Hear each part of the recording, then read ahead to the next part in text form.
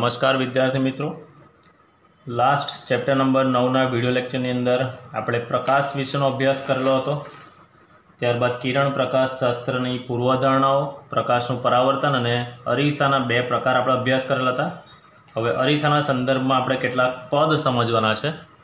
અરીસાના સંદર્ભમાં કેટલાક અગત્યના પદ છે જે આ ખાસ આખા ચેપ્ટર માટે કામના છે। અરીસાના संदर्भ में पदों समझाओ। तो पहली वस्तु आपणे जे पद समझवाना छे ते हूँ लઉં છું अहींया अंतरगोळ अरीसो। तो आ अंतरगोळ अरीसो अहींयाना भाग पर आपणे कलर करेलो छे, अंदरना भाग पर आपणे चांदीनो ढोळ चढ़ावेलो छे। तो अंतरगोळ अरीसो आपणे बनाव्यो छे। पहली व्याख्या मित्रों आपणे समझवानी छे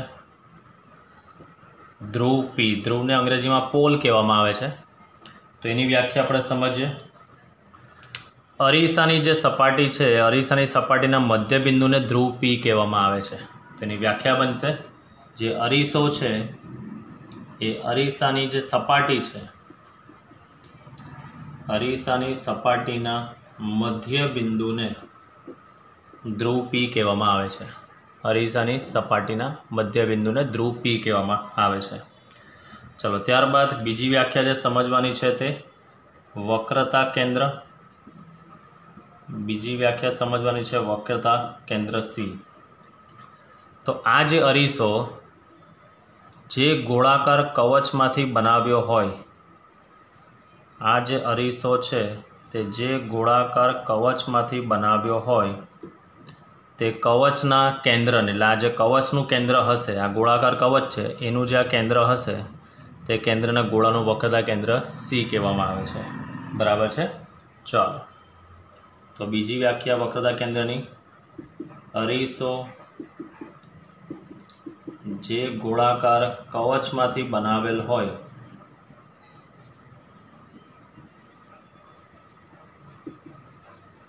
ते कवचना केंद्रने अरीसानुं वक्रता केंद्र सी कहेवामां आवे छे। એટલે જે કવચનું કેન્દ્ર હશે મિત્રો તે જ કવચના કેન્દ્રને આપણે અરીસાનું વક્રતા કેન્દ્ર સી કહીએ છીએ। ત્યારબાદ ત્રીજી વ્યાખ્યા જે છે તે વક્રતા ત્રિજ્યા, that is called radius of curvature, જેને આપણે સંકેતમાં આર લઈશું। ચલો તો મેઇન વસ્તુ આ ધ્રુવ પી અને વક્રતા કેન્દ્ર सी वच्चेनु जे अंतर बनशे, आ अंतर ने शू कहेवामां आवे? वक्रता त्रिज्या आर कहेवामां आवे छे। बराबर। तो आपणे लखी सकीए ध्रुव पी अने वक्रता केंद्र सी वच्चेना अंतर ने तमे वक्रता त्रिज्या आर कही शको छो। बराबर। चलो त्यारबादनी जे व्याख्या छे ते मुख्य अक्ष। मुख्य अक्ष जेने इंग्लिश में कहेवामां छे प्रिंसिपल एक्सिस। तो ध्रुव पी अने वक्रता केंद्र सी मांथी पसार थती काल्पनिक रेखा। काल्पनिक एटले आवी क्यारे पण अरीसामां मित्रों तमने जोवा नहीं मळे, पण आपणे जस्ट इमेजिनेशन करवानी छे। तो आ जे मैं दोरेली छे अहींया आ लाइन तेने कहेवामां आवे छे मुख्य अक्ष। ध्रुव पी अने वक्रता केंद्र सी मांथी पसार थती काल्पनिक रेखाने, वर्ड आवो जोईए काल्पनिक रेखाने, ध्रुव पी अने वक्रता केंद्र सी मांथी पसार थती काल्पनिक रेखा ने मुख्य अक्ष कहेवामां आवे छे। बराबर। चलो त्यारबाद छे मित्रों दर्पणमुख। त्यारबादनी व्याख्या छे दर्पणमुख। तो आ अरीसानी जे गोलाकार धार है आखी, एटले एक आ पॉइंट लईए अने अहींयानो आ पॉइंट, अरीसानी गोलाकार धारना व्यास ने, एटले मानो कि अहींया जे पॉइंट है आ क्यू पॉइंट लईए, अहींया जे पॉइंट है क्यू डैश। तो अरीसानी गोलाकार धारनो जे व्यास बनशे ते व्यासने कहेवामां आवे छे एनुं दर्पणमुख कहेवामां आवे छे। तो अहींया लखी शकाय अरीसानी गोलाकार धारना व्यास ने ધારના વ્યાસને સાદી ભાષામાં દર્પણમુખ કહેવામાં આવે છે। બરાબર। ચલો ત્યારબાદની જે વ્યાખ્યા છે તે આપણે લઈએ। મુખ્ય કેન્દ્ર, મુખ્ય કેન્દ્ર પ્રિન્સિપલ ફોકસ કહેવામાં આવે। હવે આ ગોળાકાર કવચ મિત્રો અહીંયાથી જસ્ટ કાઢી નાખું છું। હવે તમને ખબર પડી ગઈ છે। ચાલો આ પણ અહીંયાથી કાઢી નાખું છું। જસ્ટ એક સિમ્પલ અરીસો છે, જે જરૂરી વસ્તુ છે તે જ અહીંયા રહેવા દઉં છું। ધારો કે મેન વસ્તુ અરીસાની આ જે મુખ્ય અક્ષ દોરેલી છે, મુખ્ય અક્ષને સમાંતર કિરણો આપણે આમ આપાત કરીએ છીએ અરીસા પર। એક આ કિરણ અહીંયાથી આપાત કરું છું, એક આ કિરણ અહીંયાથી આપાત કરું છું। મુખ્ય અક્ષને સમાંતર કિરણો આપાત કરીને જે અરીસાને અથડાઈને પરાવર્તન પામશે, તો આ અહીંયાથી અથડાઈને આમ પરાવર્તન પામે છે આ માર્ગે, અને અહીંયાથી અથડાઈને આ માર્ગે અહીંયાથી આમ જાય છે। તો મુખ્ય અક્ષને સમાંતર કિરણો પરાવર્તન પામ્યા બાદ જે બિંદુએ કેન્દ્રિત થતા હોય, આ બિંદુ અહીંયા કેન્દ્રિત થાય છે, તો કેન્દ્રિત જે જગ્યા પર થાય છે તે બિંદુને કહેવામાં આવે છે એનું મુખ્ય કેન્દ્ર એફ કહેવામાં આવે છે। તો મેન વસ્તુ અરીસાની મુખ્ય અક્ષને સમાંતર આપાત થતા કિરણો પરાવર્તન પામીને જે બિંદુએ કેન્દ્રિત થાય તેને અંતર્ગોળ અરીસાનું મુખ્ય કેન્દ્ર કહેવામાં આવે છે, અને બહિર્ગોળ હોય તો અપકેન્દ્રિત થાય, એટલે કિરણો છૂટા પડે છે। આકૃતિ બતાવીશ એટલે ક્લિયર થશે। બરાબર। તો મુખ્ય અક્ષને, અરીસાની મુખ્ય અક્ષને સમાંતર કિરણો આપાત થતા, મુખ્ય અક્ષને સમાંતર કિરણો આપાત થતા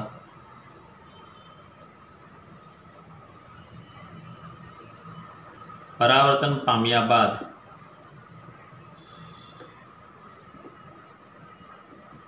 જે બિંદુએ કેન્દ્રિત થાય છે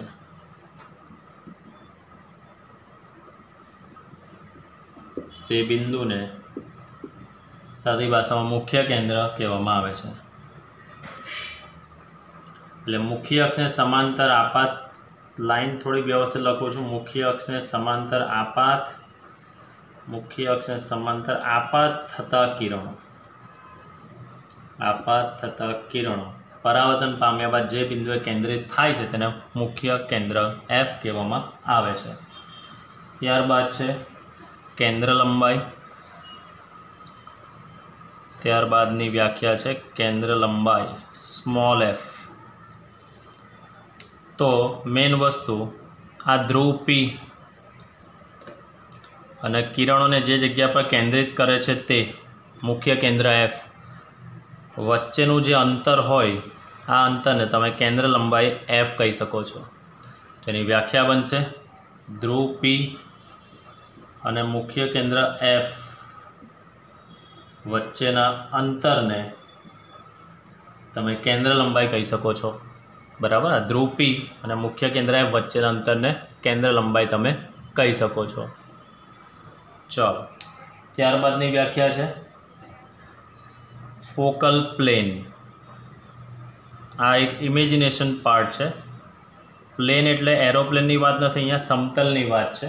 તો ફોકલ પ્લેન એટલે શું? તે મુખ્ય કેન્દ્રમાંથી પસાર થતા, મુખ્ય કેન્દ્રમાંથી પસાર થતા, મુખ્ય કેન્દ્રમાંથી પસાર થતા અને મુખ્ય અક્ષને લંબ હોય તેવા સમતલને સાદી ભાષામાં ફોકલ પ્લેન કહેવાય। એટલે બેઝિકલી ફોકલ પ્લેન હોય કેવું તે, તો આ અહીંયા એક માનો કે એક સમતલ જેવી વસ્તુ, સમતલ જ છે, એ એફમાંથી પસાર થતું હોય અને મુખ્ય અક્ષને કેવું જોવા મળતું હોય? લંબ જોવા મળતું હોય। મુખ્ય અક્ષને કેવું જોવા મળતું હોય મિત્રો? લંબ જોવા મળતું હોય છે। તો તેવા પ્લેનને તમે કહી શકો છો ફોકલ પ્લેન આપણે કહી શકીએ છીએ। તો ફોકલ પ્લેન એટલે યાદ રાખવાનું, મુખ્ય કેન્દ્ર એફમાંથી પસાર થતું અને મુખ્ય અક્ષને લંબ હોય, અને મુખ્ય અક્ષને લંબ હોય તેવા સમતલને આપણે ફોકલ પ્લેન કહી શકીએ છીએ। એટલે આ રીતનું એક સમતલ હોય અહીંયા, ડેટ મીન્સ અહીંયા જસ્ટ રફલી ડ્રો કરું તો બરાબર રેડ માર્કરથી ડ્રો કરી આપણે અલગ તરીકે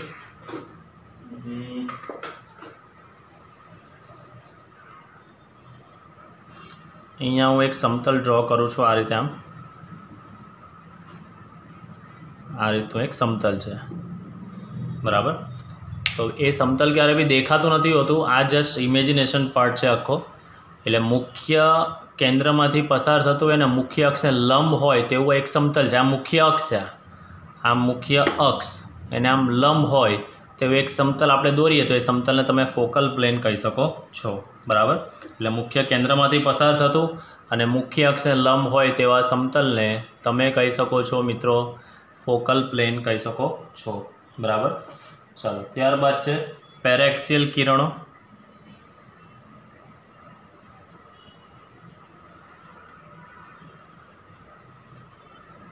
પેરેક્સિયલ કિરણો, તો પેરેક્સિયલ કિરણો એટલે શું કે આ અરીસાની જે ધાર હોય અથવા તો અરીસાનો આપણે ધ્રુવ ગણીએ તો અરીસાના ધ્રુવની નજીક આપાત થયેલા અને આ મુખ્ય અક્ષ સાથે જે નાના નાના ખૂણા બનાવે તે કિરણોને પેરેક્સિયલ કિરણો કહેવામાં આવે. એટલે સાદી ભાષામાં પેરેક્સિયલ કિરણો એટલે શું તો કે જે અરીસાનો ધ્રુવ છે, અરીસાનો ધ્રુવની નજીક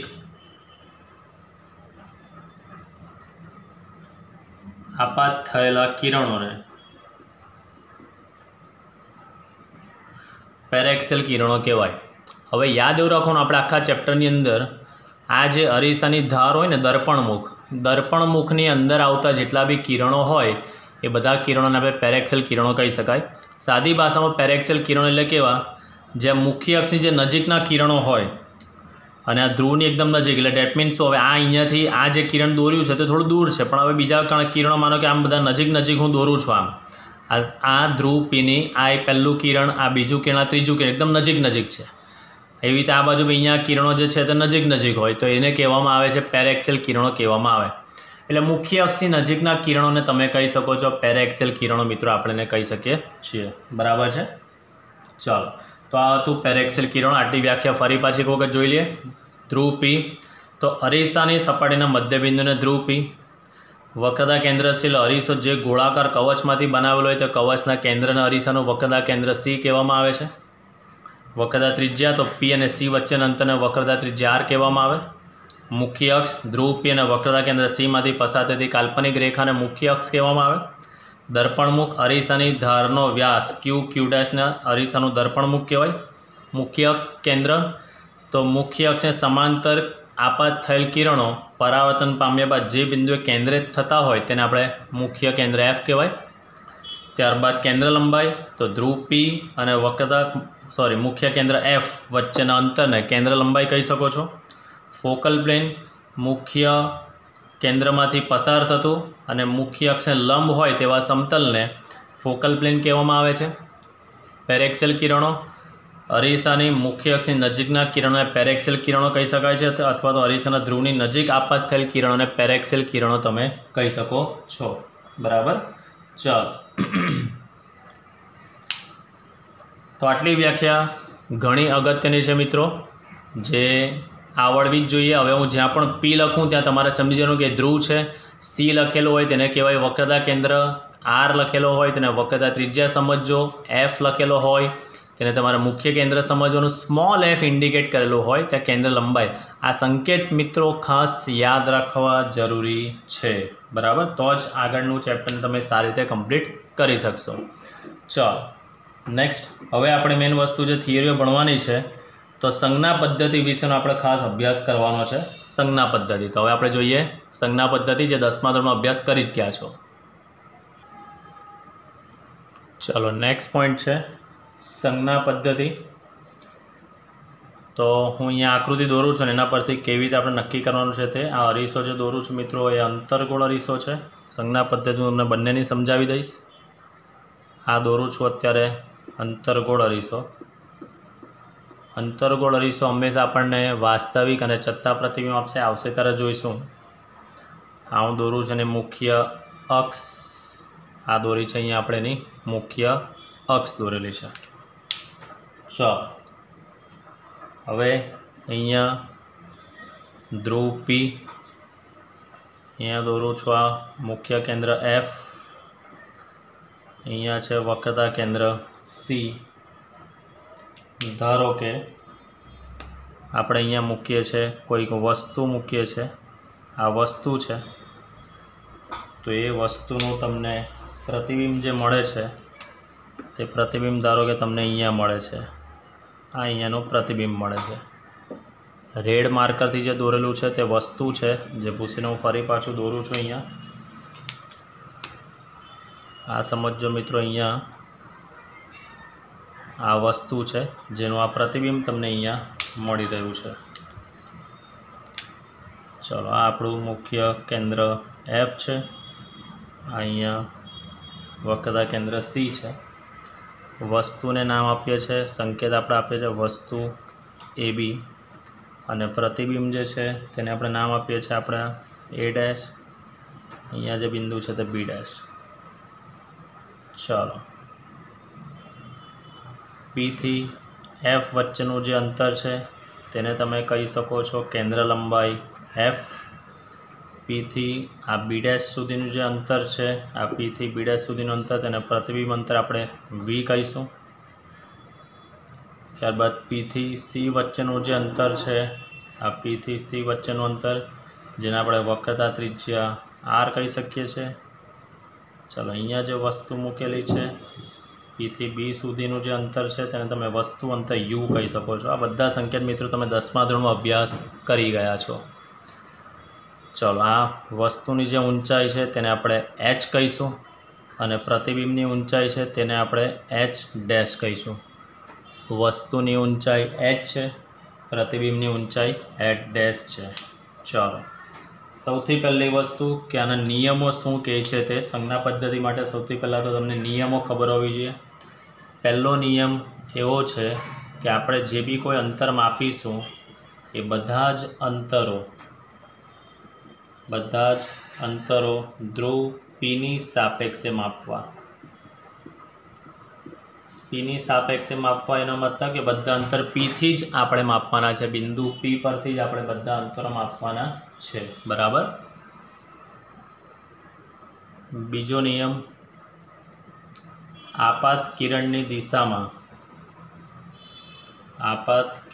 દિશામાં માપેલ અંતર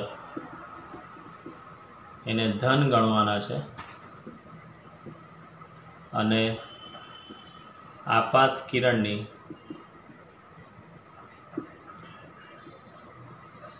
વિરુદ્ધ દિશામાં માપેલ અંતરો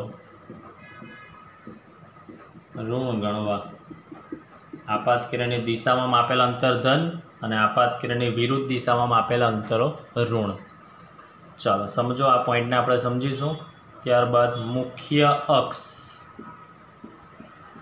મુખ્ય અક્ષની ઉપરની ઊંચાઈઓ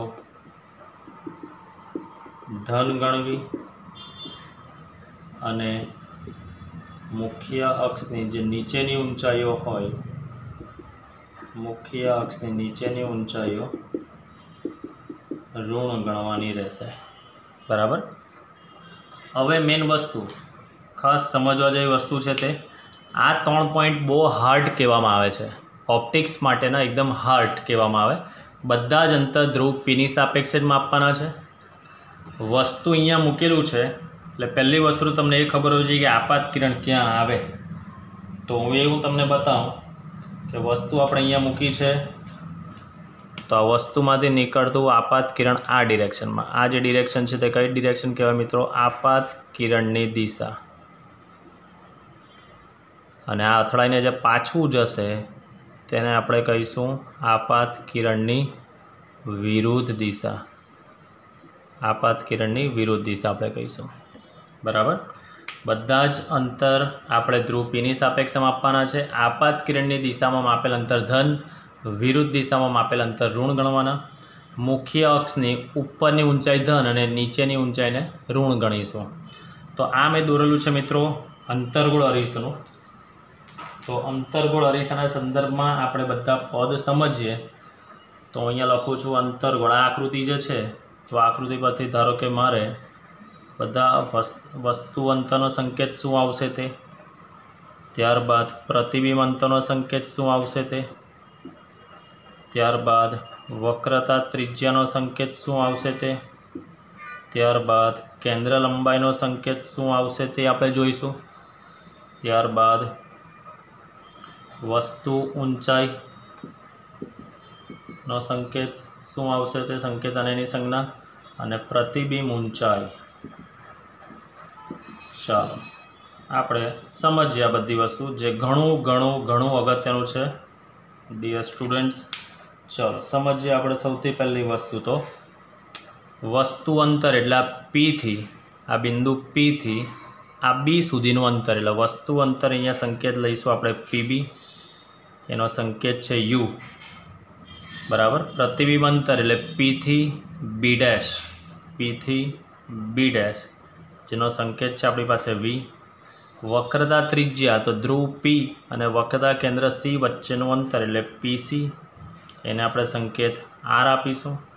કેન્દ્ર લંબાઈ પીથી F, P F that is equal to કેન્દ્ર લંબાઈનો સંકેત છે સ્મોલ એફ.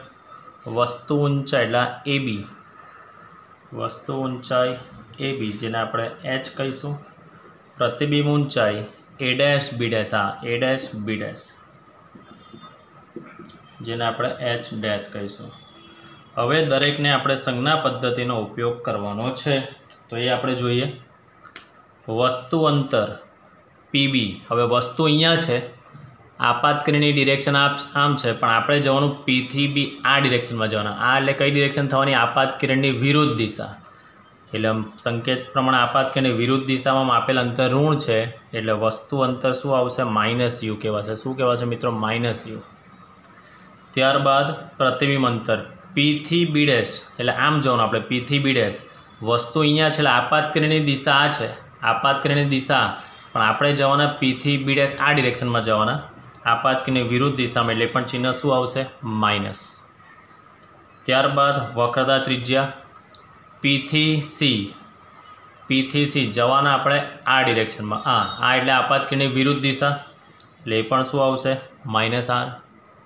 પીએફ પીથી એફ જવાના આપણે આ ડિરેક્શનમાં, આપાત કિરણની વિરુદ્ધ દિશામાં માપેલા અંતર ઋણ ગણાય છે. ચલો વસ્તુ ઊંચાઈ એબી મુખ્ય અક્ષની ઉપર, તો ત્રીજો મુદ્દો જુઓ, મુખ્ય અક્ષની ઉપરની ઊંચાઈઓ ધન એટલે આ ઉપરની હાઇટ છે એટલે આને આપણે સંકેત આપીશું પ્લસ એચ. પ્રતિબિંબ ઊંચાઈ તો પીથી બી એ ડેશ બી ડેશ મુખ્ય અક્ષની નીચે છે, જો આ મુખ્ય અક્ષની નીચેની ઊંચાઈને ઋણ ગણવાની એટલે આવશે માઇનસ. બરાબર છે. ચાલો મેન વસ્તુ આ જે છે આ કયા પ્રતિબિંબની વાત છે મિત્રો, વાસ્તવિક પ્રતિબિંબ. વાસ્તવિક એટલે આ પ્રતિબિંબને પડદા પર ઝીલી શકાય. જો આભાસી પ્રતિબિંબ હોય તો એ મુખ્ય અક્ષની ઉપર જ મળે. આકૃતિ આવશે ત્યારે આપણે જોઈશું. તો મુખ્ય અક્ષની ઉપર જો મળે તો એ ઊંચાઈને આપણે શું ગણીશું, ધન ગણીશું. આવશે ત્યારે આપણે જોઈશું. ચાલો આ હતો મિત્રો કોના સંદર્ભમાં, અંતર્ગોળ અરીસાના સંદર્ભમાં હતું. હવે આપણે બહિર્ગોળ અરીસાના સંદર્ભમાં આપણે જોઈએ તો અહીંયા આકૃતિ દોરું છું. બહિર્ગોળ અરીસાના સંદર્ભમાં આ જ સંકેતો આપણે શું આવશે તે આપણે જોઈએ. તો અહીંયા અંદર કલર કરેલો છે આ. ચાલો હવે આપણે એને દોરીશું મુખ્ય અક્ષ,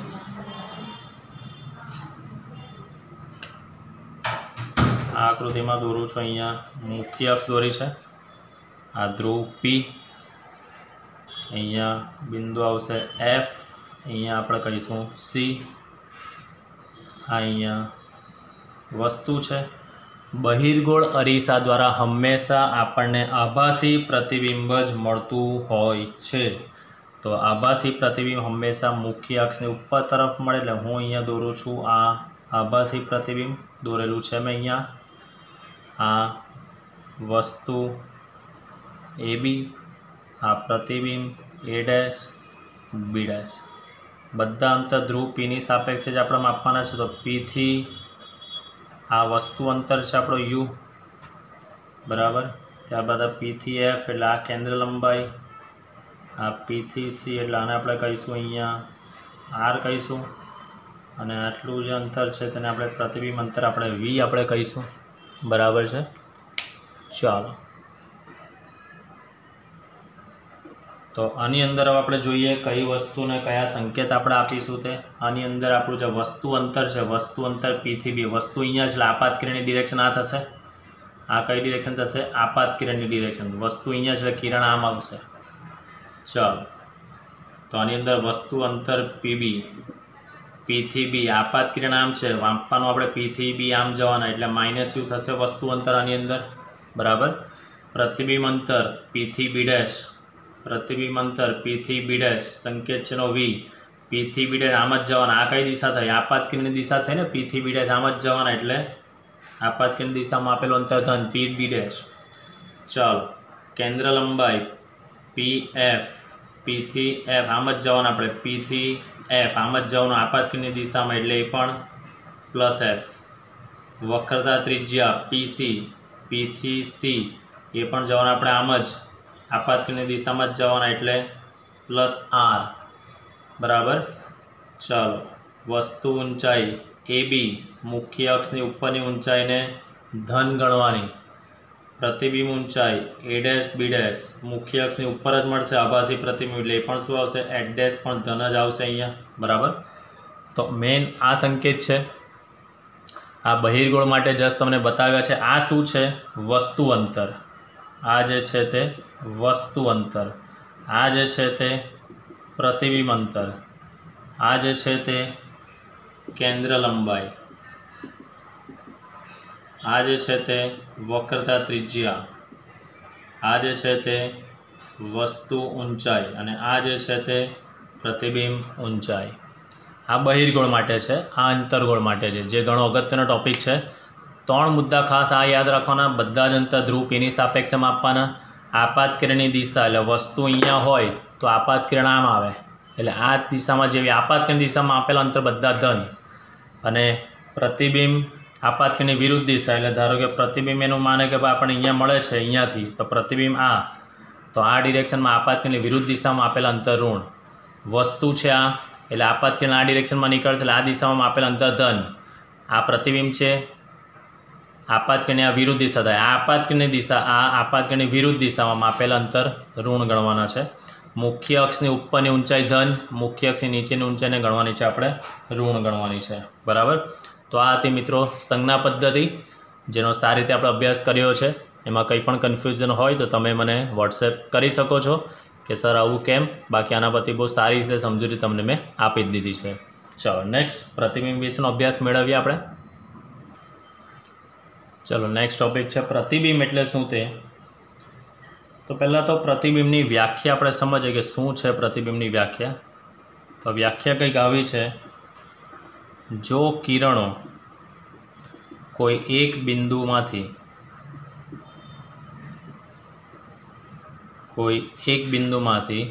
ઉત્સર્જિત થઈ પરાવર્તન, અથવા તો આપણે ભણીશું આ ચેપ્ટરની અંદર બીજી ઘટના વક્રીભવન. શું છે તે આઈ થિંક થોડું ઘણું તો તમને ખબર જ હશે. એ વક્રીભવન પામી બીજા કોઈ બિંદુ પાસે કેન્દ્રિત થતા હોય તો તે બિંદુને આપેલ બિંદુનું પ્રતિબિંબ કહે છે. હવે સમજીએ આપણે આકૃતિ પરથી અભ્યાસ કરીએ, પ્રેક્ટિકલી થોડું વિઝ્યુલાઇઝ કરાવું તમને. માનો કે હું અહીંયા દોરું છું, આ અંતર્ગોળ અરીસો હું અહીંયા દોરું છું. આ દોરું છું મિત્રો, અંતર્ગોળ અરીસો છે. આ એની દોરી છે મેં મુખ્ય અક્ષ. અંતર્ગોળ અરીસા પર હું અહીંયા દોરું છું, આ કંઈ વસ્તુ દોરી છે. અંતર્ગોળ અરીસા પર અહીંયા મેં આ વસ્તુ દોરેલી છે.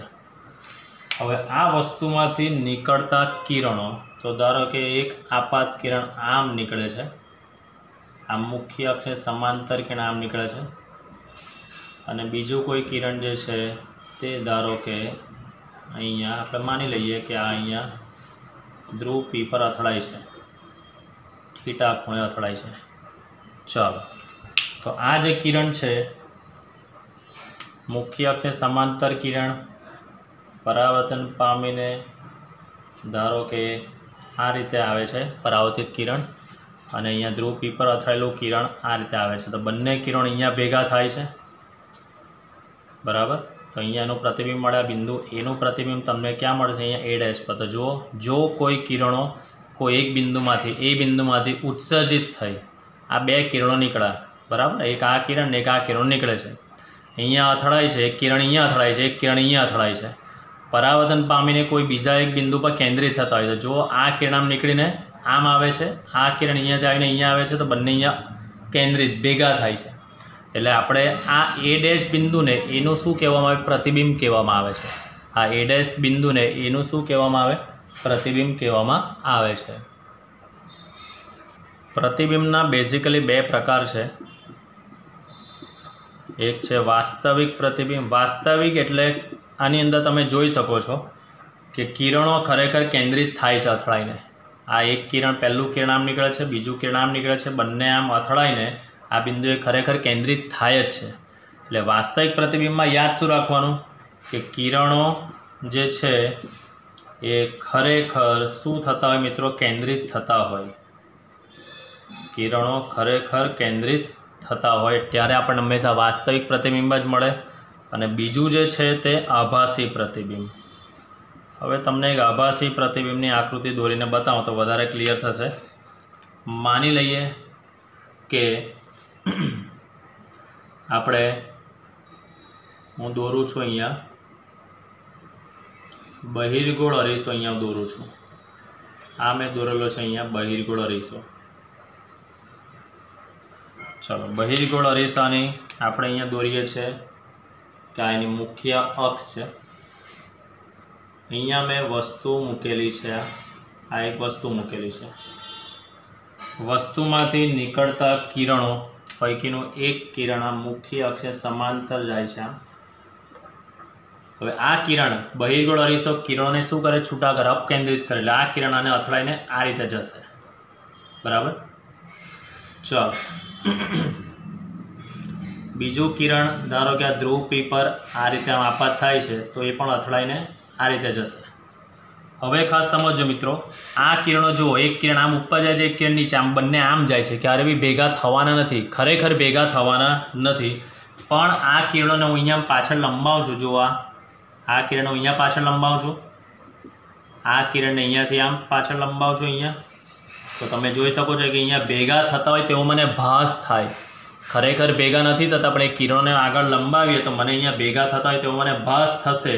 એટલે આ જે પ્રતિબિંબ જે મને મળે છે મિત્રો, એ ઓલવેઝ કેવું પ્રતિબિંબ હશે? આભાસી પ્રતિબિંબ હશે. અને અહીંયા ખરેખર કિરણો ભેગા થાય જ છે. એટલે આ જે પ્રતિબિંબ મને મિત્રો મળે છે તે કયું પ્રતિબિંબ કહી શકાય? વાસ્તવિક પ્રતિબિંબ છે તેવું કહી શકાય. એટલે આભાસી પ્રતિબિંબની અંદર કિરણો છૂટા થાય પણ આપણે કોઈ એક જગ્યાએ કેન્દ્રિત થતા હોય તેવો આપણને ભાસ થાય, બરાબર. એવો આપણને ભાસ થાય તો ત્યારે હંમેશા આભાસી પ્રતિબિંબ મળે. અને વાસ્તવિક પ્રતિબિંબમાં હંમેશા કિરણો ભેગા થતા જ હોય છે, બરાબર. એટલે એને આપણે વાસ્તવિક પ્રતિબિંબ કહી શકીએ છીએ. એટલે વાસ્તવિક પ્રતિબિંબમાં કિરણો ખરેખર ભેગા થાય, આભાસી પ્રતિબિંબમાં કિરણો ભેગા થતા હોવાનો આપણને ભાસ થતો હોય છે. કિરણો ભેગા થતો હોવાનો આપણને ભાસ થતો હોય છે. તો આ તો મિત્રો પ્રતિબિંબ વિશેની સમજૂતી. તો પ્રતિબિંબના બે પ્રકાર યાદ રાખવાના, વાસ્તવિક પ્રતિબિંબ અને આભાસી પ્રતિબિંબ. વાસ્તવિક પ્રતિબિંબ હંમેશા પડદા પર ઝીલી શકાય, આભાસી પ્રતિબિંબને પડદા પર એટલે સ્ક્રીન પર તમે ઝીલી શકતા હોતા નથી, બરાબર. તો આ હતી મિત્રો પ્રતિબિંબ વિશેની સમજૂતી હતી. ચાલો નેક્સ્ટ, કેન્દ્ર લંબાઈ અને વક્રતા ત્રિજ્યા વચ્ચેનો સંબંધ. આ સંબંધ તમે ભણી ગયા છો મિત્રો, યાદ કરો. F = R/2 આ સૂત્ર તમે તારવી ગયા છો 10મા ધોરણની અંદર. આપણે પહેલાંને જોઈશું અંતર્ગોળ અરીસાના સંદર્ભમાં. તો સમજો આકૃતિ પરથી પહેલાં હું અહીંયા દોરું છું આ અંતર્ગોળ અરીસો. આ પાછળના ભાગ પર કલર કરેલો છે. આ એની દોરીએ છે આપણે મુખ્ય અક્ષ. આ મેં દોરેલી છે અહીંયા મુખ્ય અક્ષ. એના પર બધા સંકેતાક્ષરો ખાસ આપવા જરૂરી છે. અહીંયા છે ધ્રુવ પી, અહીંયા લઈએ છીએ આપણે મુખ્ય કેન્દ્ર F લઈએ છીએ, અહીંયા આપણે લઈએ છીએ વક્રતા કેન્દ્ર C આપણે લઈએ છીએ. ચલો હવે ખાસ સમજીએ. આપણે ધારી લઈએ છીએ કે કોઈ एक वस्तुमांथी निकळतुं आपात किरण ए आ मुख्य अक्षने आ दोरेली छे, आ मुख्य अक्ष छे, मुख्य अक्षने समांतर आम आपात किरण आ रीते आवे छे। आ छे आपणुं आपात किरण। मुख्य अक्षने समांतर आपात थाय छे। मुख्य अक्षने समांतर आपात थतुं किरण ए हमेशा याद राखजो मित्रों, मुख्य केंद्र एफ मांथी ज पसार थया। आ मुख्य केंद्र एफ मांथी ज पसार थाय। मुख्य अक्षने समांतर किरण हमेशा मुख्य केंद्र एफ मांथी ज पसार थाय छे। चलो हवे मेन वस्तु आनी अंदर आपणे दोरीए छे। अहींया आ किरण आपात किरण जे बिंदु पर અથડાય છે તે જગ્યા પર હું સપાટી પર લંબ દોરું છું। આ અરીસાની સપાટી જ્યાં કિરણ અથડાય છે ત્યાં હું લંબ દોરું છું। લંબ હંમેશા વક્રતા કેન્દ્ર સી માંથી જ પસાર થાય। લંબ હંમેશા વક્રતા કેન્દ્ર સી માંથી જ પસાર થતો હોય છે। બરાબર છે। ચાલો હવે ખાસ સમજીએ। આ આપાત કિરણ લંબ સાથે જે ખૂણો બનાવે છે તે ખૂણાને આપણે સંકેત આપીએ છીએ, યાદ કરો મિત્રો, થીટા। હવે આપણે પરાવર્તનના નિયમમાં ભણી જ ગયા છે કે આપાત કોણ અને પરાવર્તન કોણ સમાન હોય તો આ આપાત કિરણ લંબ સાથે જે ખૂણો બનાવ્યો છે, આ ક્યુ બિંદુ પર લંબ છે તે બનાવેલો ખૂણો થીટા છે। આ બ્લેક માર્કરથી જે દોરેલો છે તે પરાવર્તિત કિરણ એ પણ લંબ સાથે જે ખૂણો બનાવે છે તે કેટલો થશે? થીટા થશે પણ। બરાબર। હવે તમે લોકો યાદ કરો 10મા ધોરણમાં યુગ્મ કોણ વિશે ભણી ગયા છો। યુગ્મ કોણ એટલે યાદ કરો ઝેડ આકાર। તો આ ખૂણો અને આ ખૂણો બંને સરખા થાય। તો એક હું જે દોરું છું તે ખાસ સમજો, ઝેડ આકાર અહીંયાથી ઝેડ આકાર બનાવું છું। આ અને આ એક ઝેડ અહીંયા બનશે। તો પહેલાં તો એ ખબર હોવી જોઈએ કે આ ખૂણો જે છે તે કેટલો બનશે। હું આ ખૂણાને કહું છું 2 થીટા। કેમ 2 થીટા? તો કે આ થીટા અને આ થીટા એટલે આખો 2 થીટા છે તો આ બી 2 થીટા થશે ને। અહીંયા ખૂણો કેટલો બનશે? થીટા। કેમ થીટા? તો આ ઝેડ બનશે। જુઓ પાછો ઝેડ દોરું અહીંયા, આ પછી આ જે પેલો લંબ દોરેલો છે લાલ માર્કરથી તેના પર, અને આ તો આ થીટા છે તો આ બી શું બનવાનું? થીટા થશે। બરાબર। ચાલો અહીંયાથી હું સપાટી પર એક લંબ દોરું છું આ, અને બિંદુ મને મળે છે અહીંયા પી ડેશ। પી અને પી ડેશ એકબીજાની અત્યંત નજીક છે તેવું આપણે ધારણા લઈશું ને, ખરેખર નજીક જ હશે એટલે પી ઇઝ એપ્રોક્સ આપણે પી ડેશ કહી શકીએ છીએ। ચાલો બધા જ અંતર ધ્રુવ પીની સાપેક્ષે માપવાના છે। તો અહીંયા પીથી એફ વચ્ચેનું જે અંતર છે તેનો સંકેત આપણે લઈશું કેન્દ્ર લંબાઈ એફ, અને પીથી આ સી વચ્ચેનું જે અંતર છે તેને આપણે કહીશું વક્રતા ત્રિજ્યા આર આપણે કહીશું, જે અહીંયા મેં દર્શાવેલું છે। બરાબર છે। આકૃતિમાં આઈ હોપ ક્લિયર થઈ ગયા છો। આ એક વસ્તુમાંથી નીકળતું કે આપાત કિરણ મુખ્ય અક્ષને સમાંતર આવે છે। મુખ્ય અક્ષને સમાંતર કિરણ મુખ્ય કેન્દ્ર એફમાંથી જ પસાર થતું હોય છે। બરાબર। કિરણ જ્યાં અથડાય છે ત્યાં સપાટી પર લંબ દોરેલો છે તો આપાત કિરણ જે ખૂણો બનાવે છે તે થીટા। બરાબર। પરાવર્તિત કિરણ જે ખૂણો બનાવે છે તે આપણે લીધો થીટા। થીટા પ્લસ થીટા એટલે આખો 2 થીટા। બરાબર। હવે અહીંયા લખીશ એટલે તમને ઓર વધારે ક્લિયર થશે। ચલો તો મેઇન વસ્તુ તમે આકૃતિ પરથી જોઈ શકો છો। ચલો આકૃતિ પરથી કયો 2 થીટા છે? તો કે ક્યુ, આ ક્યુ એફ અને પી, ખૂણો Q F P that is equal to A કોનું કોનું કોમ્બિનેશન થશે? Q F P that is equal to A ખૂણો આપણા ક્યુ સી એફ આ ખૂણો, અને બીજો ખૂણો સી ક્યુ એફ। યાદ કરો તમે ત્રિકોણની અંદર કદાચ બહિષ્કોણ વિશેનો અભ્યાસ કરી ગયા છો મિત્રો। બહિષ્કોણ ધારો કે આ ખૂણો થીટા છે, આ ખૂણો થીટા છે તો આ એનો ખૂણો કયો કહેવાય? બહિષ્કોણ કહેવાય। અને બહિષ્કોણનું માપ તેના અંતઃસમુખ કોણના સરવાળા જેટલું હોય છે। આ બહિષ્કોણ કહેવાય। આ બહિષ્કોણનું માપ તે અંતઃસમુખ કોણના સરવાળા જેટલું હોય છે। તો આપણી પાસે આ ત્રિકોણની અંદર જો આવી આકૃતિ બને છે આમ। બરાબર। એમાં આ ખૂણો અહીંયા ઉપર થીટા છે જે આ છે તે, બીજો આ ખૂણો આપણી પાસે છે તે થીટા છે। તો આ ખૂણો કેટલો થાય? તો કે આ ત્રિકોણ ધારો કે આને એ બી સી અને આ બિંદુને નામ આપું છું અહીંયા ડી। તો આ એ સી ડી આપણો બહિષ્કોણ છે। તો આ એ સી ડી જે બહિષ્કોણ છે તેના અંતઃસમુખ કોણ કયા થાય? ખૂણો એ એટલે આ થીટા। પ્લસ આ ખૂણો બી થીટા, થીટા પ્લસ થીટા કેટલો થાય 2 થીટા, એટલે આ ખૂણાનું માપ કેટલું આવે આપણું 2 થીટા જેટલું માપ આવે. એટલે આની અંદર બે જ વસ્તુ છે જે તમને દર્શાવેલું છે તે તમે જોઈ શકો છો.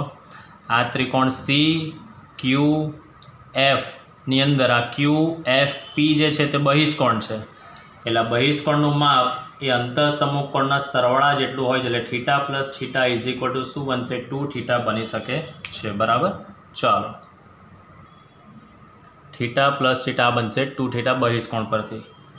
ચલો હવે ખાસ સમજો મિત્રો. આની અંદર પહેલાં આપણે લઈએ છીએ, હવે હું લઉં છું ત્રિકોણ આ સી ક્યુ અને પી ડેશ લઉં છું. ત્રિકોણ સી ક્યુ અને પી ડેશમાં ચલો હવે ખાસ સમજો. સી ક્યુ પી ડેશ આકૃતિ જોજો. અહીંયા આ બિંદુ સી છે, અહીંયા પેલો લંબ દોરેલો છે તે અહીંયા બિંદુ આ ક્યુ છે, ત્યાંથી અહીંયા આપણે દોરેલો છે આ લંબ, એટલે આ ખૂણો જે છે તે આપણો બિંદુ જે છે તે પી ડેશ. ચલો આ ખૂણો અહીંયા બને છે મિત્રો થીટા. મારે લખવું છે ટેન થીટા. ટેન થીટા એટલે શું થાય? સામેની બાજુના છેદમાં પાસેની બાજુ, એટલે Q P dash upon C P dash. હવે પી અને પી ડેશ એકબીજાની એકદમ નજીક છે, એટલે હું ક્યુ પી ડેશની જગ્યાએ ક્યુપી લખું ને સી પી ડેશની જગ્યાએ હું સીપી લખું છું. સીપી આકૃતિ પરથી જોઈ શકો છો. સીપી ઇઝ ઇક્વલ ટુ શું લખી શકાય? આર. એટલે ક્યુપી ત્યાંનો ત્યાં અને સીપીની જગ્યાએ હું લખું છું આર. બરાબર.